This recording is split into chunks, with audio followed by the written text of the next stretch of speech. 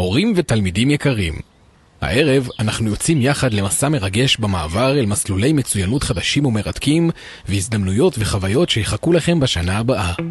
בואו נגלה יחד את העתיד ואת העשייה בתחום הלימודי, חברתי, ערכי ורגשי. מוכנים להתחיל? ברוכים הבאים לדור הבא של הלמידה. מסלול מופת ניצני רפואה. מסלול לימודים זה מתאים לתלמידים בעלי הישגים ומוטיבציה. במסלול זה, הכולל לתלמידי העתודה למנהיגות מדעית טכנולוגית, יש דגש מיוחד על לימודי מתמטיקה ומדעים, פיזיקה, כימיה, מדעי המחשב וטכנולוגיה ברמה גבוהה, במטרה לעצב ולחזק עתודה מדעית בחטיבה העליונה.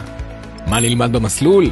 מבוא לאנטומיה ופיזיולוגיה, הכרת מבנה גוף האדם, מערכות גוף האדם ותפקודן, ביולוגיה רפואית וחקר מדעי, ביצוע ניסויים ולמידה על מחקר רפואי, היכרות עם מקצועות הרפואה, מפגשים עם רופאים, אחיות, פרמדיקים ומדענים מתחום הרפואה, סיורים והתנסויות, ביקור במרכזים רפואיים והתנסות בחדר המדמה חדר מיון. מסלול תקשורת, מדיה ופרסום.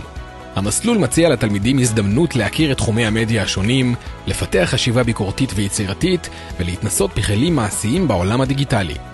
מה נלמד במסלול? רשתות חברתיות, הבנה של עולם הרשתות, יצירת תוכן ושימוש חכם ומושכל במדיה. בינה מלאכותית במדיה, היכרות עם השפעת הבינה המלאכותית על עולם התקשורת, פרסום ויצירת תוכן דיגיטלי. יצירת קליפים מוזיקליים, לימוד יסודות בימוי, צילום ועריכת וידאו ליצירת קליפים אומנותיים. חדשות ואקטואליה, מעקב אחרי אירועים חשובים בארץ ובעולם, הבנה של עולם החדשות, התנסות בתחנת הרדיו בבית הספר. סיורים מיוחדים, יציאה לסיורים ייחודיים כמו סיור גרפיטי ככלי ביטוי חברתי וביקור באולפני תקשורת. מסלול מנהיגות בחינוך גופני וקידום הבריאות. התלמידים במסלול זה ילמדו להוביל אחרים ולחולל שינוי חיובי באורח החיים של סביבתם. מה נלמד במסלול? מנהיגות בספורט, פיתוח כישורי מנהיגות, הדרכה ועמידה מול קבוצה במסגרת הפעילות הגופנית. מדעי הספורט והתנועה, הבנת תהליכים פיזיולוגיים והשפעת פעילות גופנית על הגוף.